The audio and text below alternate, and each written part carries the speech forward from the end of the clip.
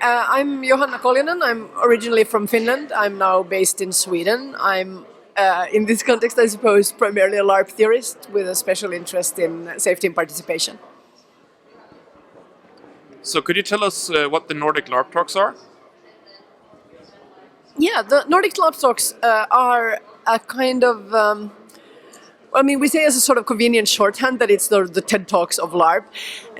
Maybe that's pushing it a little bit. The formats are perhaps not quite as formalized, and we don't rehearse as much.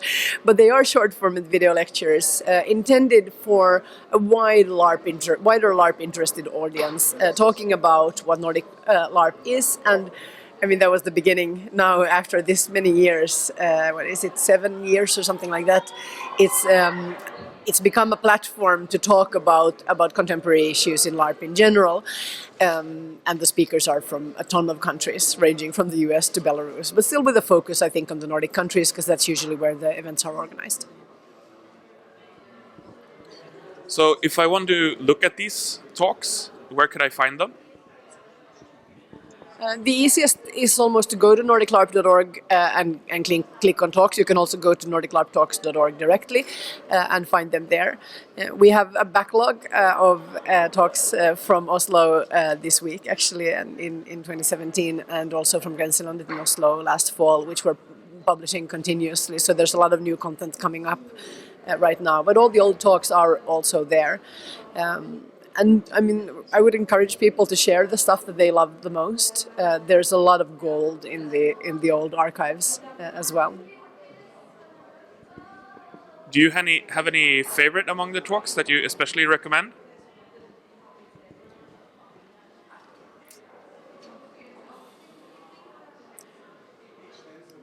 There's so many of them that I really like and that are very moving. I end up like randomly when I'm doing stuff on the webpage. Sometimes I end up like randomly rewatching something.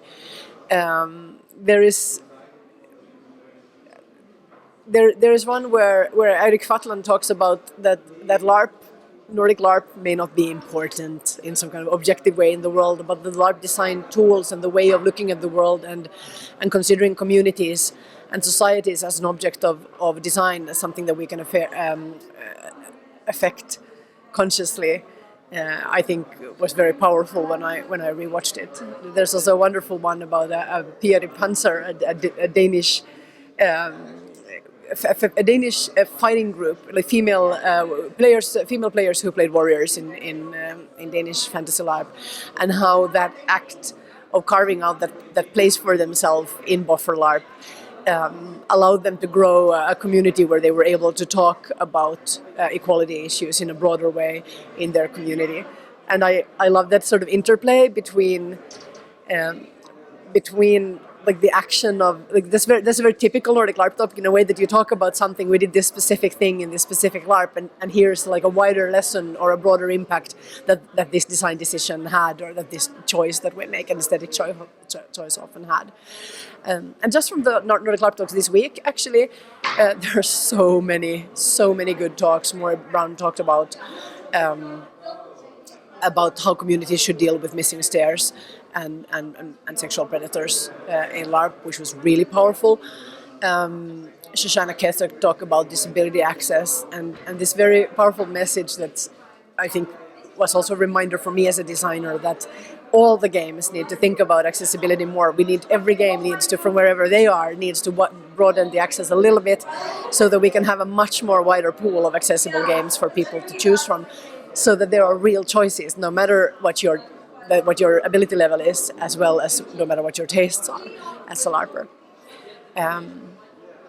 And I really liked, I can just go on forever and ever, Simon Svensson talked about Do Androids Dream, which is a LARP that he ran like literally 2-3 weeks ago, and some design decisions they made about that, how to take what is essentially a black box space, they had an apartment, and turn that into a cityscape with multiple venues and where you can do chase scenes and things like that using some theater tools and some freeform design tools.